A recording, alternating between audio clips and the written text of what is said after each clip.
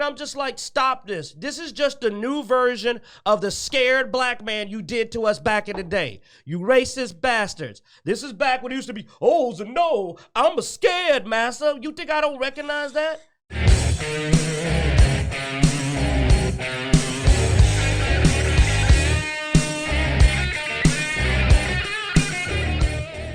Well, welcome to Dicejunkies. I'm Zeno Damus. I'm here with You. And look who's back. It's Blood Axe. All right, we got Blood Axe on the Skype, and well, next up in the Disney sphere, we have the return of the Rocketeer. Yeah. This is a lot of people don't remember the Rocketeer. It was it wasn't a. It was 1991, so yeah. Yeah, and based on an even older comic. I'll be honest, I forgot about the Rocketeer. Once I remembered it, I was like, oh, yeah, that was really cool, you know. But, I mean, I was a kid when I watched it. You know, I think I was at my aunt's house, you know, watching on their Disney there. But, yeah, no, so they now this is several people have said it's a reboot. I didn't see where Disney said it was a reboot.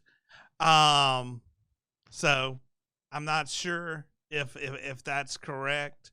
But supposedly what they're going to do is they are going to have a retired Tuskegee Airman that's going to become the Rocketeer. So diverging from the original story.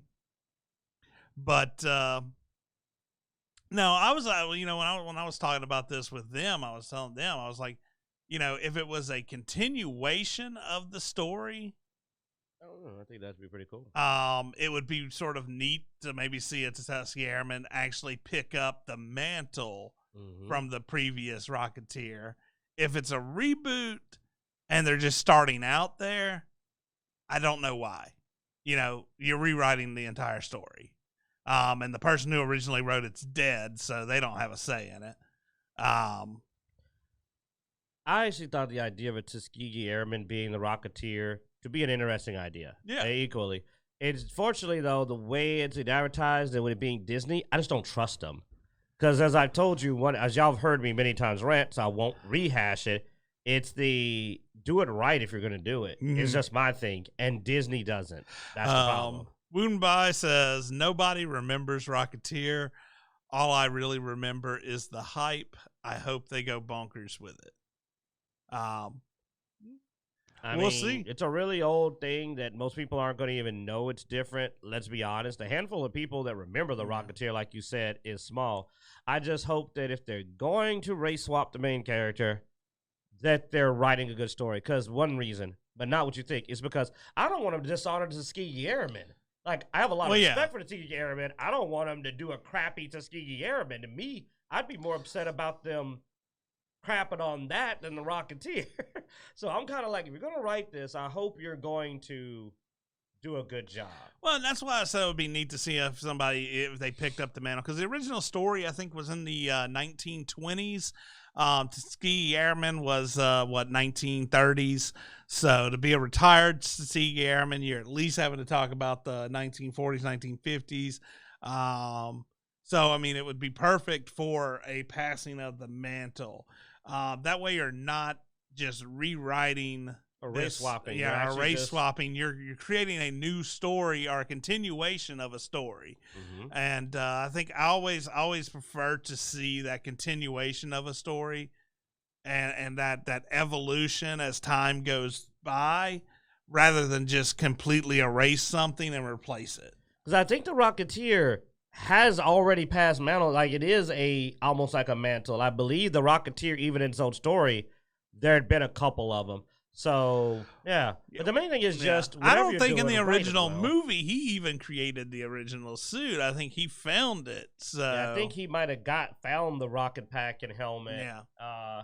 So, I mean, I definitely don't think he created it. I think you're right. Like, he found the actual backpack. Because, I mean, it's a pretty straightforward concept, so I'm not that concerned. It's pretty minor. I mean, it's a dude with a backpack, with a jetpack. It's an old school hero concept. With a jetpack and some armor. Helmet. Yeah. It was a vest, buddy. He didn't have really no armor either. He had boots. He had like knee-high boots. I remember that. Yeah. But I want to see what they do with it. But all I do is I ask like I have now for a long time. Hope Wu-Dan Bai can forgive me because I'm gonna say it. If you're gonna put us in there, friggin' write us right. That's all I'm asking. Stop with this terrible, terrible, bad writing that makes us look incompetent. Because then it looks like we don't know how to F and act. You know, because you wrote us a terrible script and gave us a crappy director, and you didn't even try. Then it looks like we don't know what we're doing. And it looks like, oh, you shouldn't have black people in your movies because they're terrible. No, you think that the movie's going to be successful just because you put a black person in and then you didn't try. Mm. But, all right. Well, yeah, I agree. See, he agrees. He says the story must go on. You know, yeah, let's get a young guy in there. I mean, it could be somebody whose grandfather was a Tuskegee Airman. They can go modern with it. He was talking about something else. Blood Axe and them are having a conversation in there. Oh, yeah, you know. But anyway. Oh, Hawkeye and Thor. Yeah, so, yeah, all of them. we'll look and see what happens there with the Rocketeer. Like I said, if they did it right, this could actually be really good. Maybe even revitalize the character. Yeah. But I don't have a lot of faith in Disney. They've given me no reason to believe in them. I mean, all I got to do is mention Star Wars and Blood Axe can rant for the next 30 minutes about what they did to that, right? Thanks for watching, everybody. Be sure to check us out. Our Dicejunkies.com has links to where we are all around the internet: Twitter, Twitch, Instagram, Facebook, YouTube, all that good stuff. Of course, you know, as we start going to cons, a lot of those sources will be more active. They've been a little light since we haven't really been going out a lot. But our hunt for Delta as we go to cons. Yeah. Look forward to those. Be sure to go to YouTube. Now that's where we have the probably the majority of our content with gaming stuff with Blood Axe and Q. I know they've been playing a lot of Aliens, Firestorm recently. Firestorm Elite. Fire Team. Oh yeah, whatever. You know what? They ain't changed the Firestorm. Dang it, we not the only people playing it. It took us like 2 weeks to find a third person. It's me, Blood Axe, and like 4 lonely people playing this game. I found one. He bought it over the weekend. He found a new person. Oh wow! Oh, yeah. So like you're waiting, like, hey, did you buy Aliens Fire Team Elite? Play with us. So you don't have to play it just like everybody else. Yeah, go watch it. Speaking of which, we've got several videos going through the campaign, but I'm going to develop a strategy video probably today to come out, hopefully Monday. That if you are playing Aliens Fire Team, it's going to be a strategy to help you get through Horde to quickly level your characters, not as an intention to complete it, but just so you can power experience your guns and your characters up so you can actually go play the campaign and have fun. So look out for that. The Xenos. That's the hint. Hint, shoot Xenos. All right. Be sure to hit that like and that subscription notification button on YouTube, wherever it is. And as always, somewhere. Thanks for watching, and we hope you enjoyed. Key part is, yo, Disney, I'm willing to give you this one props. That was gangster. You really got Scar. I mean, like she got that like that cheek swole. Like, oh my God, I got slapped by the mouse in the mouth.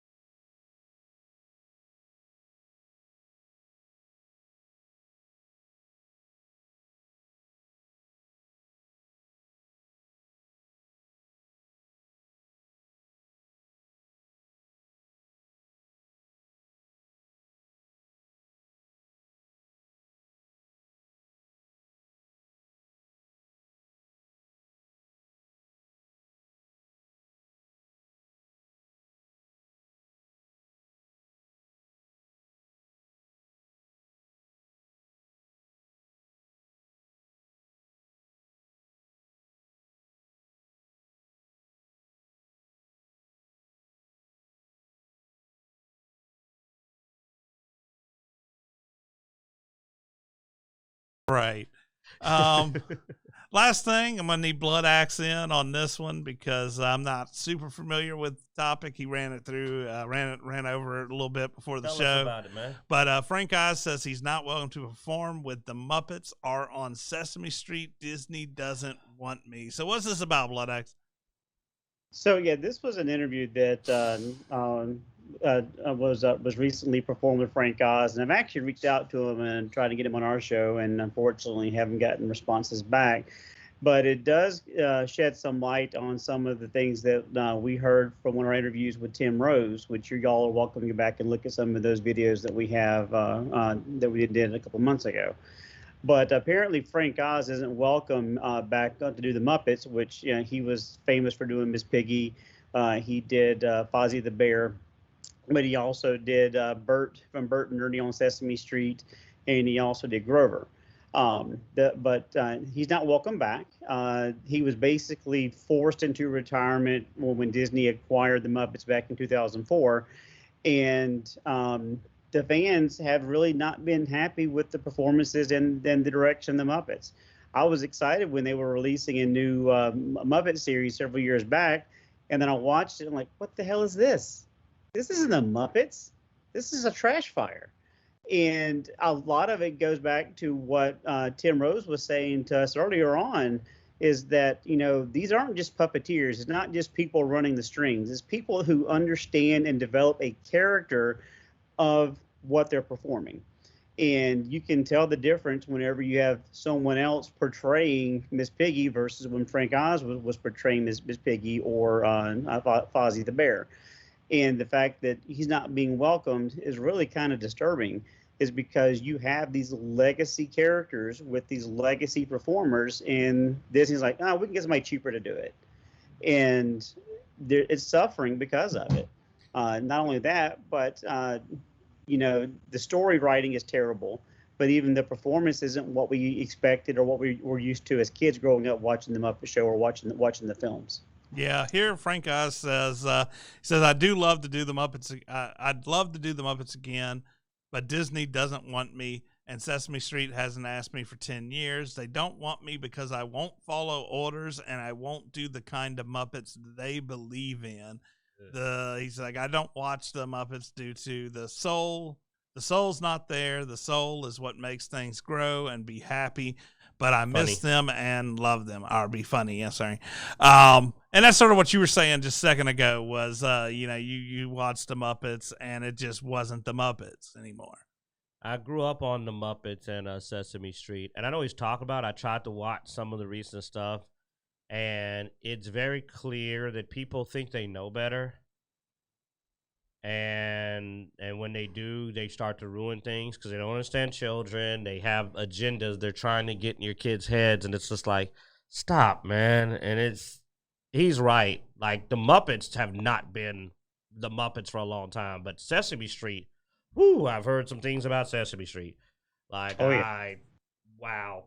Plus the original goal, which was actually educating children in poorer areas that where the schools weren't doing a very good job to try to help them catch up. A lot of people didn't know that. Sesame Street was a catch-up program for kids that had bad schools. You watched Sesame Street and you learned a lot of the things that you may not be getting a good lesson of in school. But now it's a paid service. You got to have, HBO to watch it now. And it's doing political agendas now instead of education. I mean, even the Muppet Babies, designed for small children, they had a whole gender identity episode with Gonzo. Well, I didn't even know that. Yeah, and big gender. You're just like, yeah. He brings up another point with when he says there's an inability for corporate America to understand the value of something they bought. And I think we've seen that in a lot of franchises that have been picked up where they end up getting destroyed because of, the person who bought them wanted to change the tone to something that more they wanted, losing its value because the value was not that tone. Well, all the people that loved the show and had a vision are pushed out for corporate or political agendas. And they think that's going to work, but it's like the reason you bought this is because it was successful because it wasn't that. but they're stupid. Nothing's dumber than a corporation. They are the most idiotic existence because 2 + 2 = banana. They just can't use common sense. Hey, banana. You know, what did everybody love about this show? The charm, the effort put into characters, the fact that they had like he said, a soul. What are we going to do? Let's take all that out. I mean, look at KK, Kathleen Kennedy. Look what she did to Star Wars. Like, she took everything you liked about Star Wars out of it and thought it would work. No, that's all I can say. I mean, you know, that's what she did. And I'm just like, why would you think that'd work? What are you basing this on? You have nothing to base this on. Any last thoughts on this, Blood Axe? Well, the difference between the Muppets and Star Wars is Star Wars has a rabid cult following. I mean, really, really rabid. We're chomping at the bit for novels. Back when we had Bantha tracks, just any little nugget we can get. And so, yeah, the first 3 films made $1 billion each, with The Force Awakens covering over $2 billion. That's because of a rabid fan base. And then once we started realizing what we're watching, you saw the sales go down with each film from 2 billion, like 1.5 to barely over 1 billion. The Muppets doesn't have that. So the Muppets are going to suffer from fans like, okay, I enjoyed it as a kid, but I'm not going to sit through all this garbage because I'm that much of a fan. It's the best way I can put it is, I enjoy the Star Wars that we have now, not what we could have had. But the Muppets, I want to enjoy it all because I'm not that vested in it. So unless you can capture the same magic and they had originally, you're not going to have a very big following. And that includes the performers that did them, whether it's those performers teaching new performers how those characters behave, their mannerisms, and so on and so forth. And the story, you're not going to have a very successful franchise. And Q's right. Acquiring a franchise and not understanding why it's successful and continuing that formula. Don't repeat the formula. Expand upon it, absolutely. And you can include lessons and agendas and things that are subtle, that are like Gene Roddenberry did back in the day. He tackled a lot of controversial things, but in a smooth, well-told story. Well, yeah, I mean, it's nothing new that the movies and stuff have political biases and stuff like that. They just used to be a lot more subtle about it and didn't ruin the movie. I mean, you look at Night of the Living Dead, you know, had a direction to it, but right. You know, it was something that was intertwined into the story and not just, here it is, you know, just thrown out there and forced down your... Right, and if the Muppets continue with the same formula of a comedy variety show that came on every week, I would love it. It would be great. And you could modernize it to where you had recent guests, celebrities, and you could even have different skits and stuff. But I mean, I love Pigs and Spakes and the Chef to come back again. I mean, those were my favorite skits on the Muppet Show. But now we're getting this really weird stuff that I can't watch, and it's really disappointing. And you have people who know the characters, and as Frank Oz says, I'm not performing this because this is not Miss Piggy. This is not how she acts. This is not her behavior, her mindset. So anyway, I'm going to go ahead and diverge on that because I can go about the Muppets all day long. Yeah. Well, we have been. I think we're at our hour point, so it's a good place to roll out the credits and say see you next time. So